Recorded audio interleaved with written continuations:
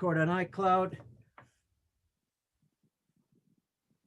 3, 2, 1. Hey, good morning, good afternoon, or good evening, wherever you're at in the U.S. or somewhere beautiful around the world. We want to thank you for joining us today on Baseball Outside the Box. I'm your host, Pete Caliendo, and we are thrilled. We are in over 100 countries, and thank you for joining us. Excited today, as always. We're always excited about the show. We're live on Facebook. If you got any questions, please put it on the comment section. Also, don't forget, go to YouTube. You can see the show there live, Peter Caliendo, and subscribe. And then the audio part goes on our baseball podcast, baseballoutsidethebox.com. All right, folks, we are thrilled. We're going to have a good show today. We have a great guest. Been trying to get him on. It's been my fault. Been delayed a little bit, but it's exciting. I want to tell you, he is the coordinator, minor league hitting coordinator for the Minnesota Twins. But he's got incredible background because he's been in college baseball for a while too. A lot of different colleges, from recruiting, hitting coordinator, all kinds of different areas. Interesting. He's got international experience. He is the national coach for the Irish national team. He's also Scottish. At least I've been to both of those countries, and I love them both. I think they're great countries. We're going to talk to Donegal about that. So I want to just welcome. Let's get the show rolling. Thanks for joining us on Facebook. Let me welcome, and I just gave you a little background, but he's got a lot more than that. But we'll put that all on the show notes. Let me welcome Donegal Fergus. How you doing, Donegal? I'm great, Pete. Thanks for having me on. It's an honor to be here. I've listened to the show before many times. You've got a long lineup of great guests, and happy to be one of them, man. Thanks for having me. We try, and I appreciate that very, very much. And, I think what's interesting is, what I'd love to start it off is that, the coronavirus, because, you've been, as minor league, coordinator, you've got to deal with coaches, you've got to deal possibly with players too, and kind of give our audience an idea of what you've been doing during this time with the organization, kind of a little background, because, obviously we saw the team in the playoffs, we saw the MLB games and all that, but we really don't get an insight in the behind the scenes, what's going on. Yeah, such a crazy year for the world. It certainly was an interesting entry into professional baseball for me. I spent, like I said, I was in college for a long time. So I come over and kick everything off in a normal spring training, and loving the job and getting rolling. And then all of a sudden, the pandemic hits, and everybody goes home, and you're like, well, now what do we do? And we did a lot of different things. It was certainly a challenge. Nothing compared to what most people are going through, just trying to keep a roof over their heads and food in their mouths. But certainly challenging in our world. Initially, when we all went home, we did a ton of check-ins with our players. We just tried to basically stay in touch with everybody and kind of calm fears and keep everybody together, coaches and players. We did weekly staff meetings with our hitting crew, just to, hey, we're doing all right. How's your situation? How are you checking in with the players? And just try to keep everybody together and moving forward with these conversations. And everybody ended up in different situations. Some had access to good facilities to keep working. Some had nothing. Some were hitting into a blanket draped over a tree in their backyard. So we're just trying to help everybody get something going and sort of not go crazy sitting at home wondering what's going to happen. When the season kicked back up, myself, our infield coordinator, our AAA hitting coach, and then 3 of our pitching guys, we were the guys selected to go to the alternate site. So we were in St. Paul, right across the river from the big club. So we went there for a little over 4 months, just running the alternate site, trying to keep that crew ready and on standby. It was a cool experience. It was a good challenge for me. It was a mix of trying to continue to check in with our coaches and staff who weren't there, those guys moving forward, but also get what amounted to basically our AAA roster with more prospects ready for the big leagues. And we had a few debuts, which was amazing. Ryan Jeffers, Brent Rooker, and Travis Blankenhorn, and Alex Kirilloff all got to make their debuts on the offensive side. And what a cool experience it was to get to be a part of that with those kids and see them go up and contribute in that way. And again, trying to make sure that we were contributing something. You're over there, you're not playing games, you're sort of playing yourself, trying to keep everybody interested and occupied and challenged and moving forward. Man, it was crazy, but it's a great crew. It's a great organization that helped us sort of figure that out as we went. So we did that, and then I immediately went at the end of the season there, went to Florida for instructional league. So we did another 5 weeks in Florida, sort of the next 27 type prospects down in Florida at our complex. Got the rest of our hitting staff down there, which was great. Kind of got them back and rolling again, and got to spend some time with them and develop our younger prospects, and got something out of that. And then finally, I came back home to Santa Barbara and reintroduced myself to my family after 5 months. Absolutely. I mean, I think a lot of coaches had to do that. I want to get into, because an interesting part of what went on in spring, during the season when you were there with the players in case they had to go to the big leagues, which some, obviously some teams had to make moves because of several reasons. The toughest part has to be keeping these guys prepared for real game situations. You could practice all day, but now you get to the big league game and you don't have much time. You got, whether it be hitting or anything else, just maybe some advice on how could you keep the hitters prepared for that real game situation, not the regular BP, but of course you got to hit obviously and get your swing down in the field and all that. I get all that, but what do you do to prepare them for that big league experience? Yeah, I mean, there's a couple of things that we tried to do, and it was, like I said, we sort of made it up as we went in some ways. Sure. There's no playbook for running a pandemic-induced alternate site for the big league club. And guys were in different places. We had some older players who are sort of minor league veterans, sort of that AAA crop that's major league depth, and they've been through it before. They know how to stay ready, get ready. For me, the interesting challenge was more of that next tier prospect, guys that were going to make their debut, guys that were ready in their minds, and probably were ready, and had been that way for a bit. Just needed that opportunity. Was trying to blend development work with game speed challenge, right? So we didn't have enough pitching necessarily to play a full game every day. Often it was, a live BP situation with, hey, this guy's going to throw 2 outs, right? Or Duran's going to throw for 3 innings. You want to stretch him out just a little bit. Sometimes we would have enough relievers back from the big league club that we could play a 6-inning game or a 7-inning game, which was great. So we would try and balance that really good developmental work, swing work inside in the cage, maybe swing work early on the field, and then try and put them in as many challenging situations as we could on the field in that game. We use machines a lot to try to overspeed train and especially breaking ball work, just trying to give them as many challenges as they could. We talked to our guys a lot about really, really good players love challenge.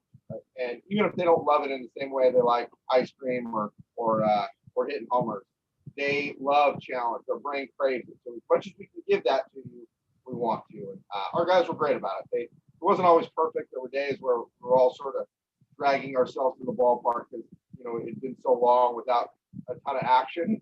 But they were pros, and they knew that they were close. And I think that always came back to that, which is I got to stay with this because I'm close, and my chance to contribute is right there. And we don't know when it's going to come, but it's coming. And like I said before, it did for those guys.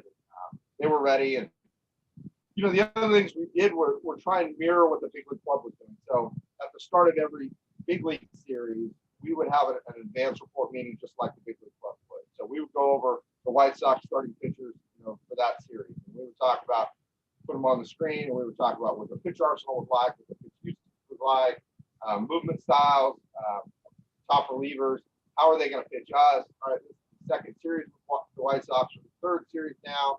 How did they pitch us before? What adjustments did we make? If you were getting ready for this game, how would you approach it? What were you looking for? Trying to create as much buy-in and tie-in as you can to the big league operation. So that when they did go over there, they weren't playing catch-up. They knew what the report was going to look like. They knew how they had been pitched before as a team, and creating as much of that consistency as we could. We basically wanted to just be the green room for the main stage, in that sense.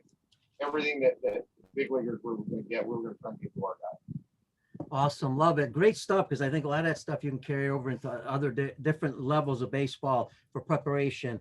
The other thing is you've coached college baseball a long time, and I'm sure you've worked with younger players too. Something unique, we have technology nowadays. The virus obviously kept a lot of people at home, and you got Zoom, you got all kinds of other areas. If you were back in your college days and this happened, then I think it just, I ask this a lot because it's a good recommendation for coaches to get new ideas. How would you keep your players in college or high school educated, motivated, all that? I mean, getting better, maybe some unique ideas, and I'll throw one out just to give you an idea what I'm thinking about. Nowadays with young players, it seems like they really don't study the game that much, and I always thought, well, if you got time, you get on Zoom, maybe you put on a major league game, which is fun, right? Because they love Major League Baseball, and then ask questions as the game goes on. What would you do in this situation? And you start learning the game. So that's an idea that I had, but I'm sure there's a lot more. What would you do with your guys? Yeah, I think that's a great idea. I remember doing that with when I coached junior college baseball, which was a challenge because you have guys from all different backgrounds, and some with really good baseball knowledge and some with almost none. Right. That concept of let's watch together and let's discuss what you see happen. Why did they do that? What would you have done? I think that's a great way to do it. And I think that translates to a lot of the things that we get over Zoom with our own players during this downtime. I know talking to a lot of my college friends that were trying to keep their guys interested. The same thing, which is let's talk about some concepts that maybe we don't have the normal time in the course of a college season to get to, right? We'd love to sit and just chat and talk baseball for an hour or something. It's hard to do in the college schedule. You're just restricted on time, and guys have other things going on. They go to their class, they go to study hall, they're going to do all those sort of things. So taking the time to slow down and ask those questions, really engage guys. And I think sometimes we don't give guys enough credit for wanting to talk baseball. I think we just assume that they're going to be interested in something else, or they want to step away, or don't give them too much information that'll overload them. And I think we do a disservice to kids by not attempting to feed them a little bit more. Guys really engage when they are interested and challenged by things that are new to them. And again, I mentioned it with our AAA crew, our reserve squad. Even guys who sort of grumble and gripe sometimes initially about extra work or doing something that's hard, they really do get something out of it. They know that they need it. They don't always love it in that same way, but they need that. So what I would really encourage guys to do, and the era we're in with Twitter and YouTube and social media, especially, the access to information at our fingertips is so incredible. It's so much better than we ever had it before. Use that to your advantage as opposed to grumbling about, well, you guys get on Twitter and they watch swings and then they come back to me and they're all screwed up, or they pick the hitting guru of the month or whatever it might be. I think we tend to complain about those things as opposed to using it to our advantage, which is spur a conversation. Spur your guys to gather more information, even if they're wrong, even if they misinterpret something. That's a chance for you to now connect with them on getting them where you want them to go and where they need to go, based on the access information that they have so much. And I mean, if you're stuck at home and you're a college kid and you're not supposed to go out, what are you going to do? You're going to get on your phone, you're going to get on a video game, right? You're going to get on a device somewhere. Let's use that to our advantage and get some information flow going, watch some video. We still do this. I send them Twitter clips like, hey, what do you think about this? See his feet here? That's just like your feet. You screw this up just like he does. Or, hey, your foot pattern is just like Trout. That's what we're trying to get to. Now, your upper body sucks, but we'll get there if we can keep this foot pattern going, right? Those sort of conversations kickstart some really cool development opportunities, I think. And when we're all stuck at home and trying to stay safe and not really allowed to be together, that's the time for more talk. So that's the biggest thing is open up those lines of conversation and use the information that we all have at our fingertips. Excellent. I've heard you talk several times, and what I like is, and it's, to me, I guess it's common sense in some ways, but maybe not, maybe just me thinking that, you've talked a lot about, you keep it real, you have a conversation, you have fun with them, You allow them to make fun of you a little bit, you make fun of them, you keep it lively. I mean, that's part of teaching, because sometimes we get way too serious and it becomes way too mentally tough for these guys to deal with. And you really open up now. But where I'm going with this is, before we get into some of the other areas, you've got a lot of coaches under your system, right? If you're a minor league coordinator, there's a lot of hitting guys. And I love that you say everybody's an individual. You got to teach individual. There's really not a plan, because you got to look at what that player's doing, and then you got to figure out, together how you're going to help them. But what are some of the consistencies or some of the things you ask of your coaches to, that you keep the same? And it doesn't have to be from the hitting perspective only, as far as mechanics. I'm talking about in general for your coaches, so that way you all have a consistent pattern. One of them might be exactly what you're saying, hold a conversation. But what else do you tell your coaches? Biggest thing we talk to our staff about is, let's put our players first, right? So let's start with that. What does the player need, right? And if our job in professional baseball, so our job is to get players to big leagues, right? Ultimately, that's the gig. It's a difficult task. Most won't make it. We understand that, and it isn't that we ignore the fact that there are prospects, and then there are often guys who are not considered prospects, or have to make a huge jump in order to get into that level. It doesn't matter to our staff when we coach our players. That's the challenge. Is I'm going to view every interaction with my players, every opportunity with my players, to try and get them better. And in our mentality, if we can turn one or two extra guys into big leaguers that weren't expected, we create incredible value for our organization. So what we talk to the coaches about is, you're going to have your own personality, right? You're going to speak in your language. I don't have this mandate of, well, we all got to call this move this, and we got to use this word specifically. We don't do that.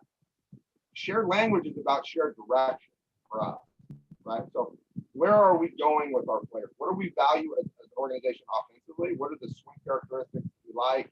What are the things we feel like we can improve? What are the things that we feel like really create value for us as an offense as we climb the levels? Let's keep that as the shared language portion of it. We've hired really great hitting coaches. I want them to be great at what they do. Some are incredible communicators, some are incredible evaluators, some are incredible with mechanics, some are incredible at getting the player excited, good motivators.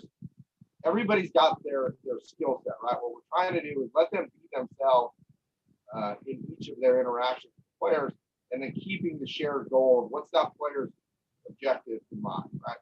So the way we look at the calendar year to do that is, spring training is collaborative, right? We're all going to help all of our players. We're all going to talk about, where are we going with this guy? What are this guy's deficiencies? What are his skill sets? And where do we need to get him improved? And then we'll all work on that together. And then when we make a break off and they go to their affiliate season, that's their chance, that one-on-one time, to keep that training rolling. If there's ever a chance or an opportunity, or it looks like a fork in the road, we're going to have a conversation about, where are we going? What's the next step? This isn't working. Okay, let's try this. We try and do those things together. Nobody's left on an island saying, hey, if this guy doesn't get better, it's your fault. It's all of our collective responsibility. So the way we approach the concept of staff is, it doesn't matter if you're a AAA head coach or GCL head coach. Everybody's job is just as important, and everybody's job is difficult in different ways, right? Matt Borgschulte, who's a AAA head coach, has an incredible task of keeping those guys who are right there at the door of the big leagues interested and engaged, and not going crazy out of their mind going, when's the call coming? When's it happening for me? Right? That's a different set of challenges than the GCL job, which is trying to corral a bunch of young kids who don't know what they're doing and make a bunch of mechanical changes and fix a bunch of things. Right? It's certainly a different way of operating. Both are incredibly important to our organization, but both have really different skill set challenges. So that's what I try and do, is be a resource for them and help sort of guide them in the direction that we want to go as an organization, while letting their individuality come out, their creativity come out. They're great coaches, and they're great at what they do, and I want to let them be themselves, not bottle them up and saying, hey, these are the only approved drills that we can do, and these improved words that we can say to players. That's garbage. Like, be good at what you're good at. That's what we hired you for. Go do it. And if something comes up, we'll chat. We'll talk about what's next. I think that certainly applies in the way we run our organization, but I think that applies in a lot of different spheres. And I think travel ball, you got a travel ball organization, you've got 9U all the way up to 18U. You're going to have those same challenges getting the coaches on the same page. Same thing in high school with JV and freshman team, and in college when you've got 20 guys, you've got to get them ready fast. You've got staff members who maybe aren't necessarily as in depth on the hitting side or the pitching side as you, but they're going to help you, the volunteer, the director player development, those sort of things.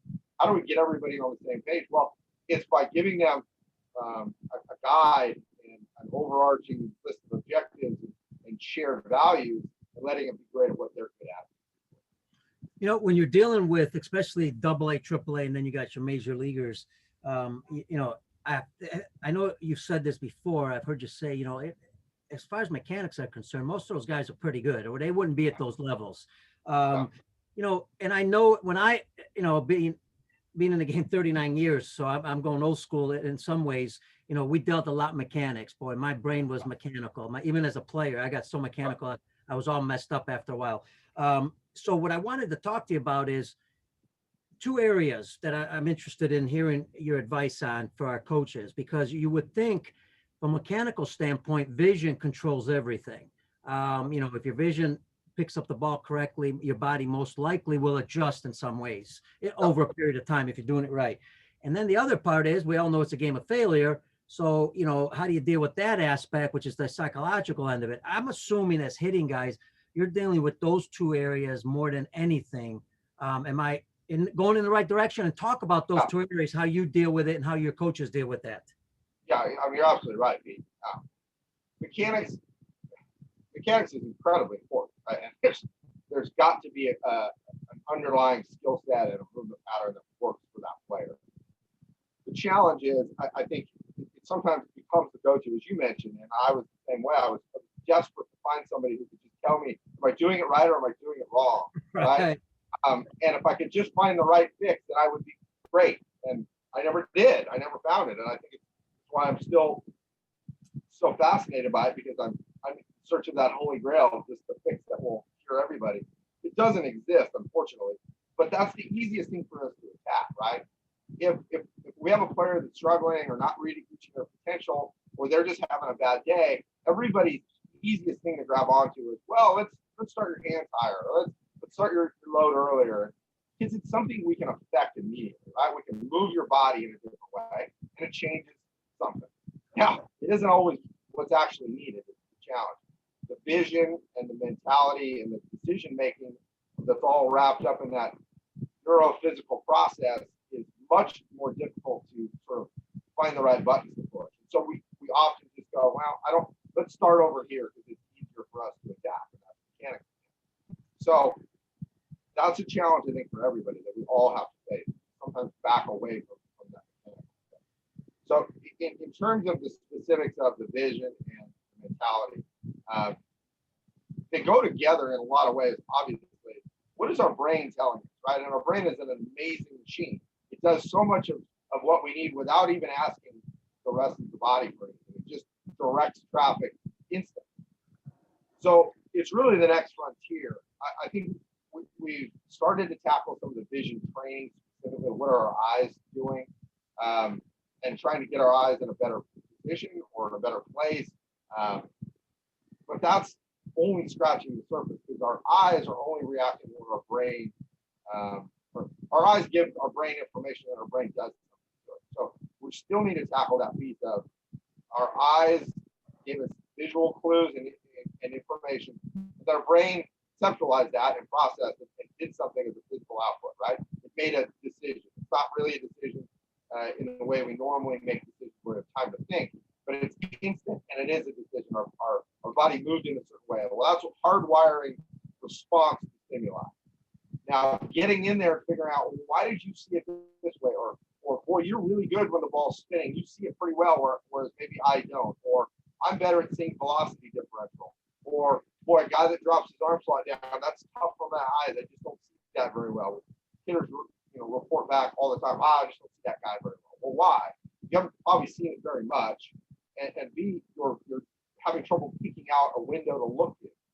And so trying to get guys to understand what their brain is doing as a response, so then we can attack the training piece of that. It's a real challenge, but I think it's really the next frontier for us. So guys, we see it a bunch with left on left, right? Left-handed hitters often don't see as many left-handed pitchers as they're coming up. There's just not many left-handed pitchers.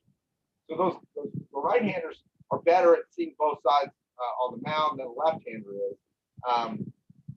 And that challenge of that angle and visual perception of that is difficult. And then a lot of times lefties are pulled out. You don't hit lefties very well, so we're going to sit you against even less opportunity for those guys to train their brain. Those sort of opportunities for our guys, as much as we can challenge them and put them in situations that strain their eyes and their brain and that neurovisual process, we want to do that. It's an inexact science right now. It's really, oddly, as it may sound, it's more art than science at this point, trying to figure out how do we get guys more comfortable with different slots and different angles and different spin rates. How do we get them to make better decisions in that way? The other side of that is the mentality. Now that's the after effect, right? That's really what you're talking about in terms of the mental game. Is now you have those challenges and something has happened, good or bad. How do you then deal with that? And you mentioned our group in the reserve squad. That was probably the biggest challenge. The mentality stuff was really more about keeping them engaged because they know they're close and they're wondering when it's going to happen. And it's like you're standing and watching the pot boil. You're like, it's coming, it's coming, it's coming. When is it coming? It's not boiling. Why is it not boiling? I'm ready. And for them to try and deal with the inevitable failure because they're facing pitchers that they did get to face. Well, our guys were really good. And they didn't get as many reps as they're normally used to. They're out of their routine. And normally they'd show up and have a long day of lead up and then BP and play a game every night and get on that horse again and again and get them comfortable. We didn't have that. So they had to learn how to get themselves ready and get past a crummy day at the plate against Joe Duran, who's throwing 97 with a 94-mile-an-hour swinker pitch nobody's ever seen before. Like, that's a difficult task every day. And how do you balance it? Do I go back to the drawing board mechanically? Do I just ramp up the machines again? Do I just wipe it off and go to the next day? That challenge is really tricky. And I think that goes back to what we said before, which is get to know your players and put them first. And listen, ask questions, have a conversation. Some guys you need to walk into the ballpark the next day and just rag them mercilessly. He was terrible. Man, and you look even worse. Like, just giving them that, hey, we're okay. We're not going to take this too seriously. And like as you said, let them make fun of me too. Like, that was the MO. Was we're all in this together, and I don't have a perfect playbook for how to get us through this, but I'm going to do the best I can every day for you. And all I ask is work with me. And so that's knowing your players and knowing which ones you want to talk junk to and which ones you got to put your arm around them and say, hey, man, we're good. We got this. I'm here with you. We're going to get through it. And others who need to light a fire and push them more. They need more challenge. Some guys you need to do it by themselves and you pull them away. Say, hey, just you and me, let's go in the cage. Other guys you need to put them in front of everybody because they need that sort of the light shining on them. Everybody's different. And how do we get them there is a cool challenge of being a hitting guy or I think a baseball coach in general. I think you hit a home run there when it comes to, you're talking about the art of coaching. I mean, knowing your players. Boy, if you don't know your players, you certainly couldn't do some of those things. So I'm thrilled that you brought that up. And I also believe sometimes we can get a little complicated in general, myself, everybody, because we love technology and we want to use it and all this. But sometimes we forget the simplicity of it. If you keep it simple, it could be a lot easier. And I bring this up because you've heard this for a century. Balance is the key. You got to keep your balance. Balance controls your head, can help your vision, all that. We talk about it, but I'm not sure how much we actually work on it because we assume that's just part of something that's going to happen. Where does balance play into effect when it comes to the swing? Because I got a feeling that it can correct a lot of things instead of worrying about, because you brought up an interesting point. You said, where does my foot land? And I bring that up because I remember Greg Maddox in the bullpen always concentrating on where his foot landed. If it was off, not just a little bit, he was upset in the spring training. So maybe talk a little bit about that, where balance plays into the movement aspect of the swing. Yeah, you're absolutely right. Balance is the center of it all. And the interesting thing that I think when we talk about balance, often, and again, same sort of concept that you just in your last question about mechanics versus vision and mentality is that we focus on the literally just the physical aspect of balance a lot. Like what's your stride length? What is your back foot doing? What's the orientation of your back foot or your back knee or your stride foot? What's your knee working at? What's your pelvis orientation? We focus on the literal physical aspects of it without thinking about what is causing us to get into those positions, right? What's our brain? Right? Those two things work together, and our brain has an amazing ability to put our body in the best position it thinks possible to preserve itself, to protect itself, and to be strong, right? It craves stability and strength. That's the job of the brain, is to put the body in a position where it's stable and it's powerful, right? Because that's preservation. That means that we can take care of ourselves. We can run if we need to, or we can stand and fight. And so when we think about, well, why is this guy's balance off? Or his stride is jacked up, it's too long, or it's too short, or he's striding out, or he's striding in. He's doing all these things that don't make sense or we don't think are helpful. Well, let's go back and figure out, well, what's causing his brain to make him step in that direction? Right? It's not a conscious choice, right? Yeah, we can put a drill together. We can say, I want you to stride right to this line, or I want you to stride right before this line. That's fine. You're just getting the body to follow a set of rules in that area, right? And then when we get in the game, we're going to go back to what we know and what we are comfortable with, and our brain will choose movements based on what it feels like puts us in the strong position. The X pattern, right? So Vesuvius man, Da Vinci had that theory, which is dead correct. Our body likes to be in this X pattern. So that's balance, right? So if I do this, I need to balance it over here. I need to pull myself back into this.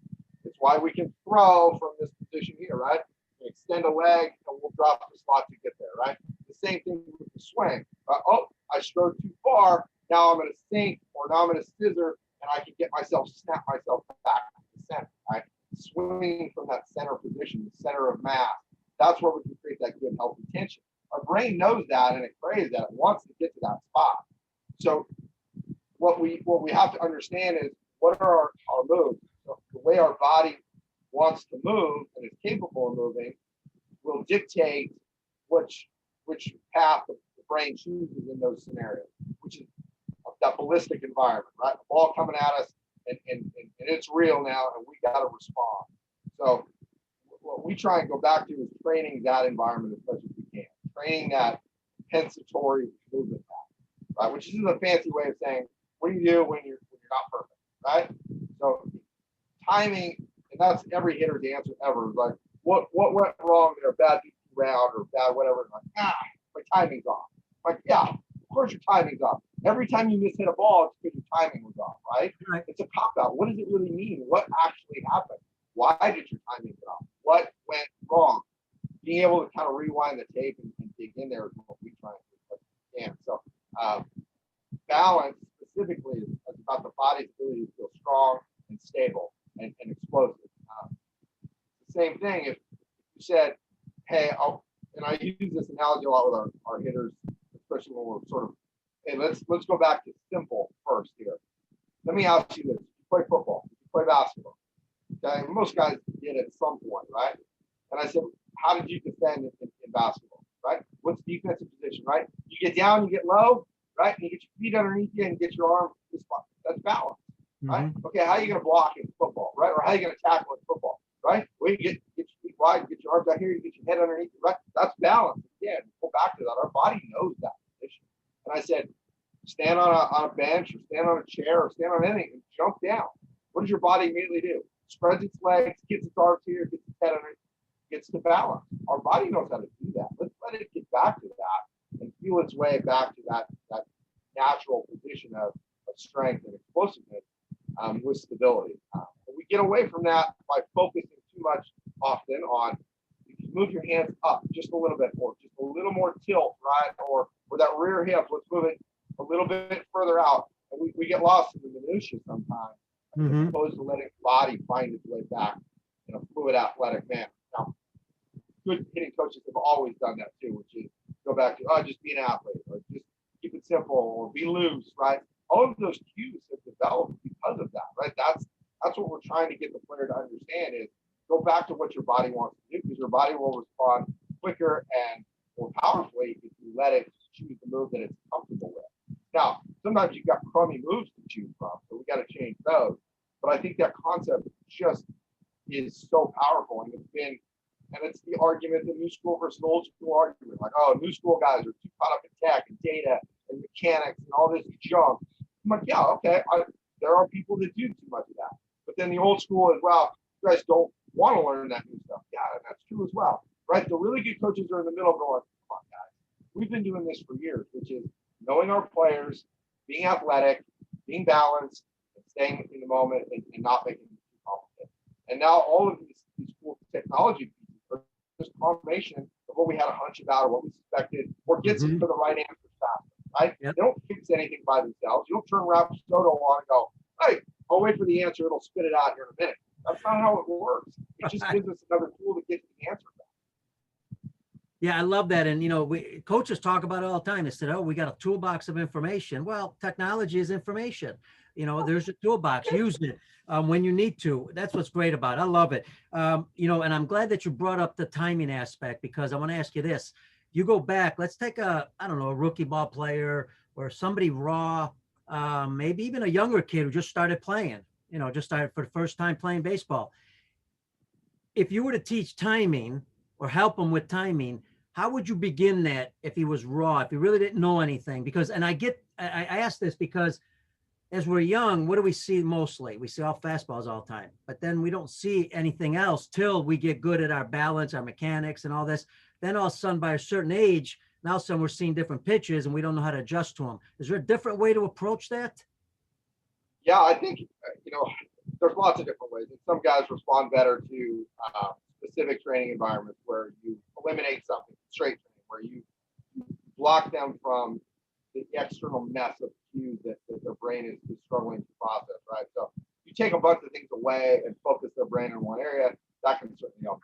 I love going back to sort of those childlike environments that we all learned in. And I think every group of players has got something different. I think, if you grew up in New York, you might have played stickball, right? So right. You're in the city and you've got a different implement, a different bat, and a ball that's a little bit different. You've got some different environmental issues going on, but you learn how to create timing based on that, because I know I got to turn my body in the right way to hit it over here, or I got to manipulate it late, or the ball's going to do this funny thing, right? So there's stickball guys. For me, it was wiffle ball. We played wiffle ball in the backyard, and the ball would do all sorts of crazy stuff, and you're trying to hit it at the right angle, trying to hit it up on the house, right? Because we had a rule, if you hit the roof line or above, it was a home run, right? So that's all we tried to do, right?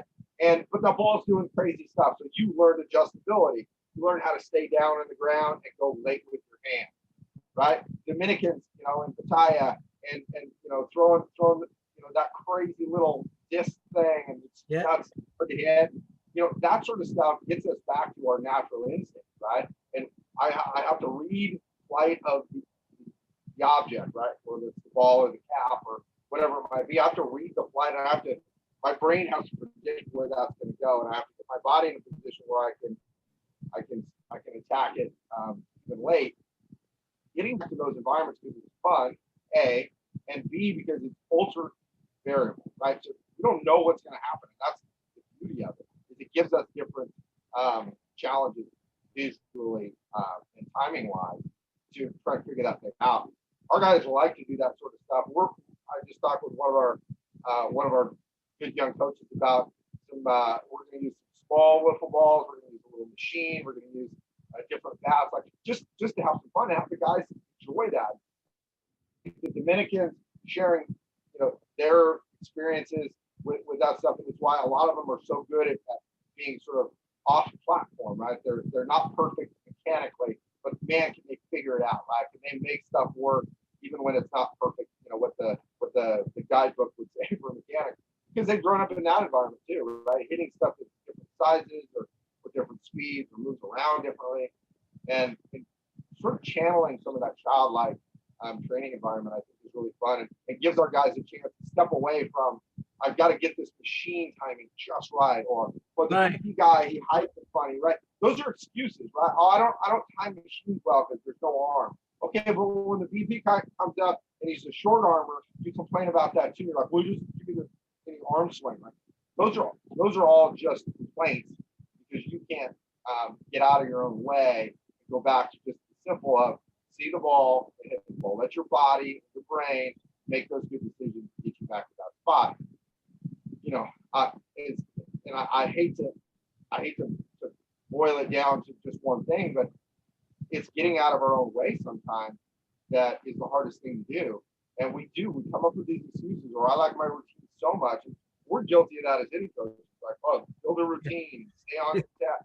And yeah, that's helpful in an environment of trying to get every game day to be ready and to be the same. But if we're slaves to that routine or this style of training environment, we're gonna struggle at some point. We're gonna run up against it because our brain, again, I concept earlier, the brain craves challenge. The brain will shut off and go, I've done this before. Even if I can do it at 60% of optimal capacity, I'll do that. I'm just not challenged anymore. I know how to do this. Doing it. We got to get them out of that. We got to stay away from that zone. That's plateau. And that's death. You know, and we talked about it on the show. I love that because, you know, we're a big believer, and I know a lot of guys believe in this. You know, it's especially at the younger levels. It's about long-term development. It's about keeping kids in the game longer. And if we can do some of the things you just talked about, because they do it in other countries, you know, if we can do the bottle cap, the wiffle ball game, all that kind of stuff at younger ages, understanding their skills, you know, you want to obviously know each player, and sometimes they fail a little bit too much. You might have to do that 60%. But if they were doing those things at 8, 9, 10, 11 years old, that challenge you're talking about is a lot more fun, and the kids love it, and then they get better.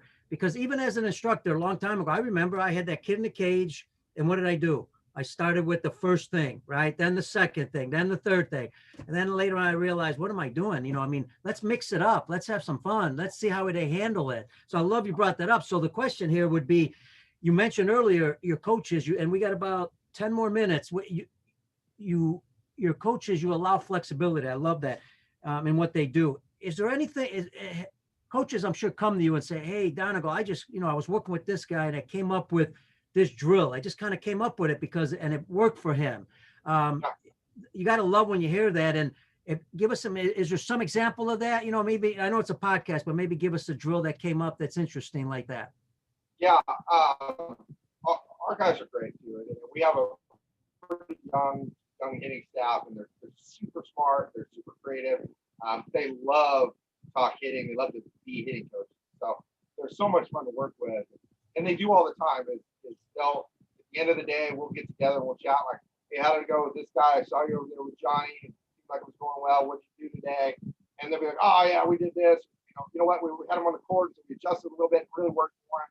And so that information now is good for the rest of us. Now we know if we've got Johnny the next day, we know that worked for him, or hey, guys, he hates this drill. So like that didn't work at all. It made it work. That's important. Right. Nobody do that drill anymore with that guy. So that sharing is really important. And we do. I encourage it all the time. If you've got something that you want to try, let's try it. Right? Now, the things that we ask are have it thought out, have a distinct purpose for it, right? And make sure that you've thought about all of the different variations that are going to come up, right? What are the challenges that it's going to present, right? And what are the possible side effects? Right? So just think through that before we just jump into something, right? One of the best ones was, and it's not necessarily that it's new, it was that they got creative in how they implemented it. We want to train more breaking ball work, right? So off speed and especially breaking ball usage is going way up in professional baseball, especially at the big league level, but throughout the minor league, it's going up as well. So we need to do a better job of training for breaking ball work. And we have a few guys that initially, when we started talking about that, will hit the hanger, right? That's the easiest way. Like, hey, if it hangs, let's bang. Well, they just started swinging everything that was up, right? Every breaking ball that was up, they would just start to swing at. Well, okay, that's fine for some guys, turn the aggression level up. But we had some guys that struggle with really differentiating what breaking balls they were going to be able to hit, which ones they were not going to be able to hit well. So we had a couple of our staff members that came in and say, hey, we want to try this. We're going to to do seated BP, which is just sitting on a chair or a bucket behind an L screen, just throwing up over the top, right? It's easy for coaches to flip little breaking balls. Every hitting coach probably does this, right? Flip it up over the top. Well, they added an element of a line, so they ran a string across, and they actually factored in their own height. So we have one hitting coach who's really tall, so his line had to be a little bit higher, right? And he had to clear that line to swing at it, right? And so you didn't swing at a breaking ball or any pitch that wasn't going to clear that line as you threw it over the top, right? And then so they figured out how to put the strings on the side. They fashioned the PVC pipes and two old broken tees and set it on the side and hooked it to the cage. And they said, let's try this. I'm like, yeah, that's great. Let's go over the line. Pretty, like a lot of guys have done that before. So then what they wanted to do to make it even more applicable for certain guys was they would do different size balls, right? So they would do a tennis ball out of some. They would do a red ball that's got colors on it, right? Some would be a regular ball. So the visual of they had another element to try and pick from, right? So tennis balls all went below the line. So then they started to realize, oh, if I see green, it's a take, right? Because that's below the line. And then a red ball is all going to be above the line. So I can see that. So now I have an arm.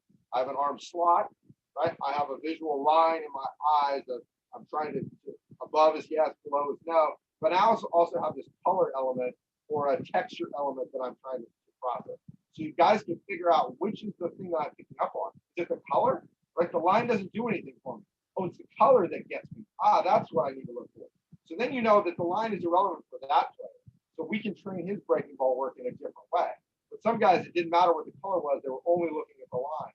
That exploration of figuring out what works for the player specifically within it, just sort of a standardized drill concept, is really a cool thing that they found out about their process. So now they can get to know what specifically helps that player the most, and let's target, right? It's like a doctor, like, well, which antibiotic is going to work for you? Well, let's try this. It seems to be okay. Well, let's try this. Oh, that works best for you. Let's go right to the heart of it, right? Let's give you more of that. That ability to target our training is really valuable, and that's where the drill exploration or just the drill tweaking, right? You take a framework of the drill, whether it's assisted band work or resisted band work or a weighted bat or some sort of implement, and let's target it specifically for this guy. That's where the real creativity is. Yeah, I love the creativity behind it. And as I listen to you talk about that drill, you know, the player in some ways may not even know that they're working on their visual training there.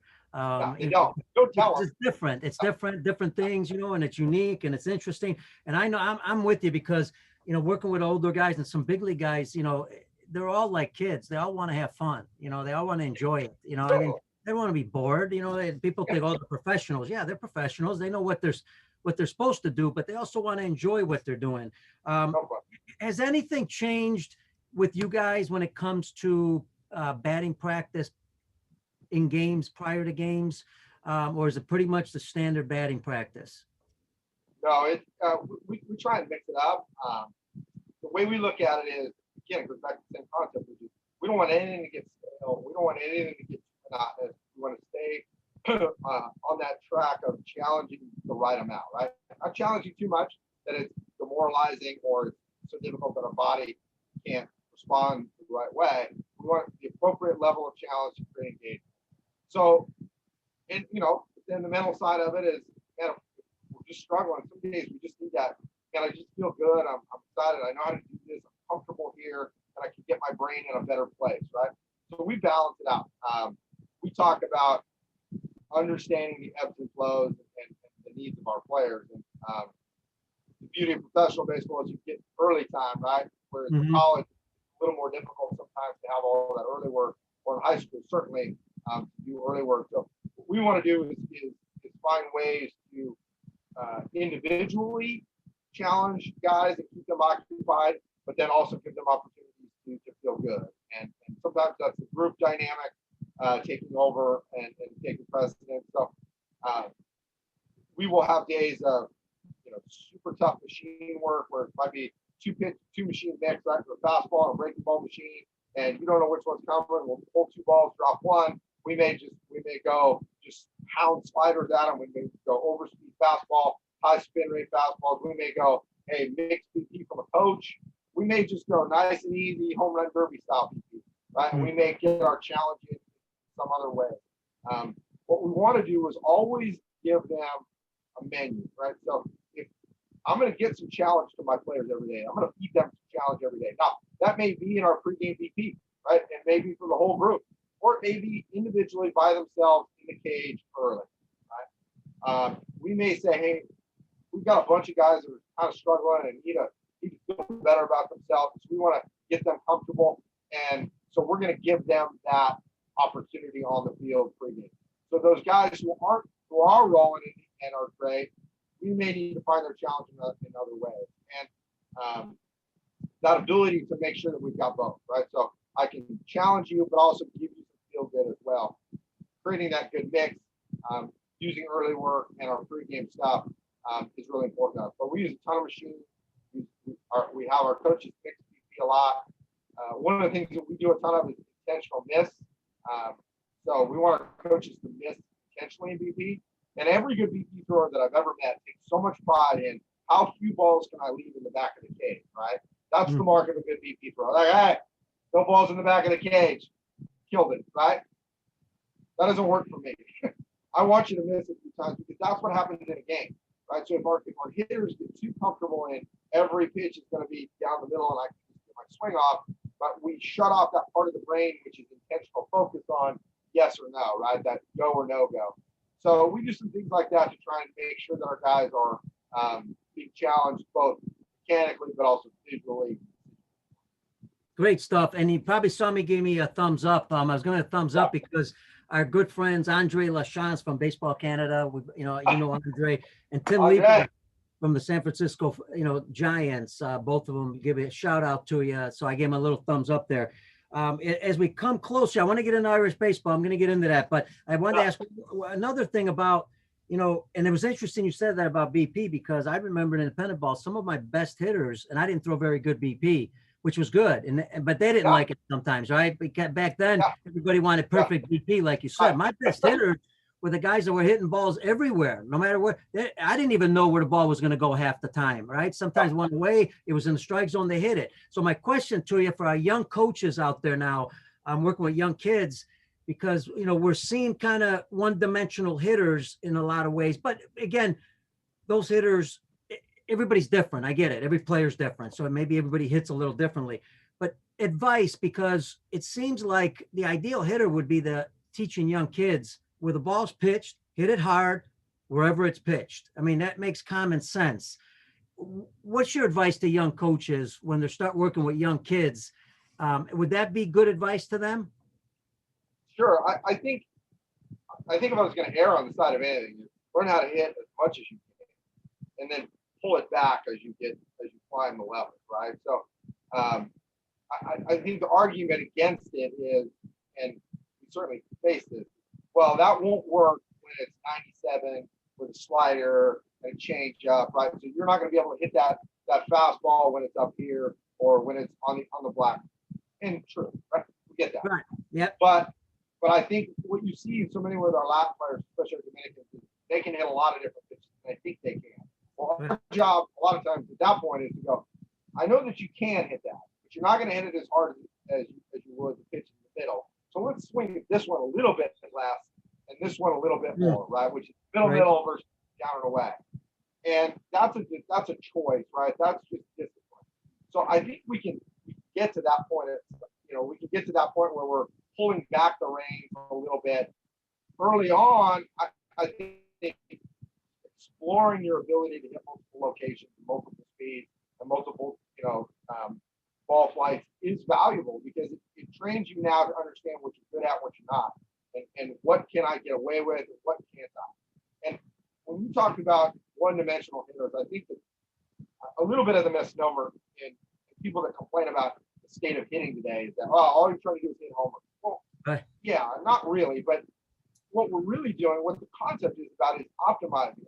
If I swing at the pitch in the middle of the plate that I do a ton of damage on, if I swing at that more and I swing at the other ones less, I will be better hitter overall, right? Because we know that we won't just stay there. So it's really more about the concept of trying to shrink our area just a little bit so that we are more aggressive in the areas where we can do a lot of damage and more disciplined outside of that. I think that's easier to teach later than it is to go back and learn how to teach mechanically how to hit this pitch, right? So to your question, encouraging young players to explore that is great, right?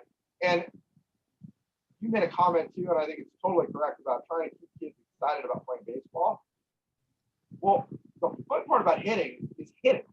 Right. So if you're a young kid and you're trying to get too specific with only swing this pitch or that pitch or any of that sort of stuff, I think sometimes you lose the ability to just have fun hitting, right? Which is fun to hit the ball and see what happens. So yeah, I would totally encourage that to that. Understanding that you're also using that as an opportunity to explain to kids, you see, you didn't hit that one very well. Why? Well, it was way out of the strike zone, right? Or it's way too low for you. Or it's just not a very good pitch for you, right? Use that opportunity as the feedback to say, let's maybe swing at this a little bit more as you get better at this. They'll learn that sort of self-regulation or decision making if you have a conversation around it, but encouraging them to try and figure it out as you go. Again, it goes back to the backyard style. Play wiffle ball, play stick ball, play those things that give you opportunities to get creative with your body to figure out what your body's capable.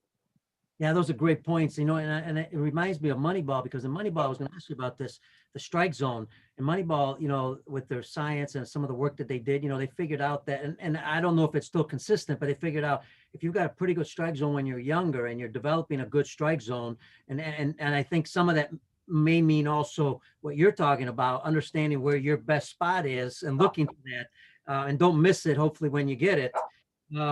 So you see, guys, is that pretty consistent with the strike zone? Can you teach it later on the strike zone? Does it just take longer to teach it? I actually think it's one of the easier things to attack from a teaching standpoint is understanding what to swing at and what not to. I think that we often do it from a standpoint of specifically, is it going to be called a strike or not?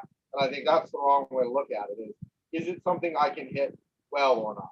And trusting your own internal understanding of, and again, it goes back to, if you haven't learned, if you haven't explored what you're capable of hitting, what you're not capable of hitting very well, it's going to be difficult as you get older to try and understand that. But looking at it in terms of not, is it getting called? And that's the argument I would get all the time in coaching in college. I had a couple of bosses who would say, we need to swing at that. It's going to get called. And I'm like, all right, I get that, but that's still a junk way to look at it. It's not a pitch we can hit, and it's not a strike. I know it gets called a strike a bunch because umpires love to put that right arm up, but it's not a pitch that we're going to do very much with. So why don't we focus somewhere else where we can do damage, and hopefully we don't get to that pitch, or hopefully we don't get to two strikes. So I think there's some give and take in those areas.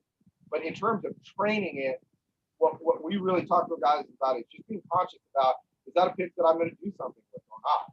And again, it goes back to the argument is that all we're trying to do is hit homers and strikeouts are okay. No, strikeouts are not okay. It's about trying to give ourselves an easier framework to think about what pitches to hit. That's it. And so attacking that discipline or the swing decisions, and I don't like that word decisions because it's not a conscious thought, but it's the best word that we have for explaining that moment. That concept can be taught later and can be really effective pretty quickly. We can affect change pretty quickly with that, I think, in terms of just giving them as many opportunities to say yay or nay with that as we can. And guys like it because it's different. They haven't done a ton of it usually. We use hit tracks for it. We use different colored balls. We use a lot of different things just to give them the feedback of good or not, right? If you want it.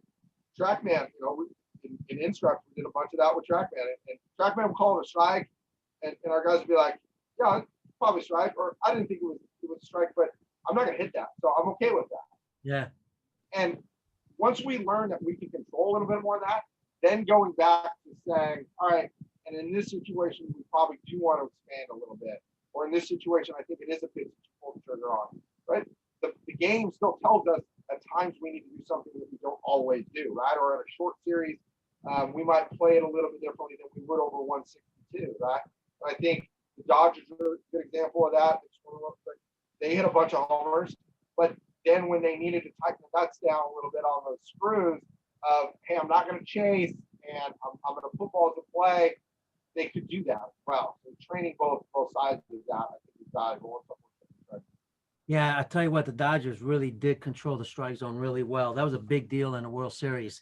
All right, listen, I know I brought up Irish baseball. We're going to finish it with this. I love to bring you back just to talk about Irish baseball, the international part. I love international baseball, been in it all my life.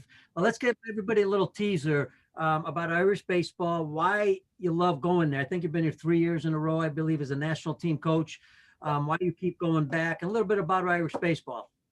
Oh, it was such an honor to do it, and I sort of accidentally found myself in that spot. I was a good friend of both of ours, me and Carol, who headed up British baseball for a long time, and I were friends. And he introduced me to the then general manager of Irish baseball, and mostly just like, hey, if I can help in any way, I'd love to.